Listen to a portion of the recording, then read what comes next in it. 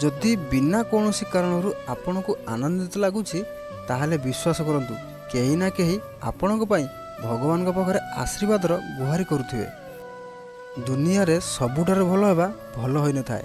सत्यर डंगा सीना टलमल होता है हेले केबे बुड़े नहीं। आपण खुशी अछंती यह बहुत भल कथा, किंतु आपण किए जदि खुशी थाए यह सबुठार भल कथा। आम मानकु केवल रास्तार गोटे रिक्शा देखा जाए, किंतु प्रकृत में से निज पूरा परिवार को चलाई थाए।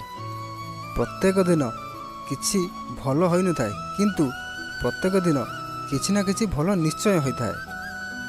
केबे ग्रहण करंतु नहीं जहाँ बेईमाने मिलता है। जदि सम्मान सह मिलता है ता कोटिए रे गोटिए परि लागि थाए।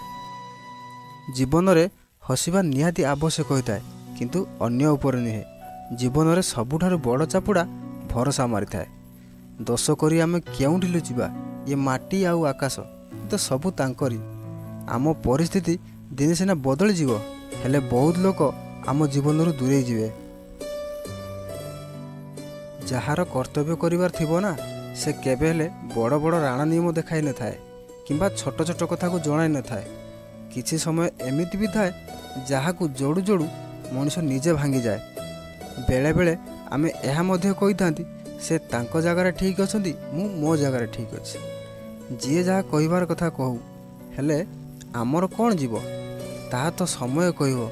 आउ समय समस्तंकर आसी थाए।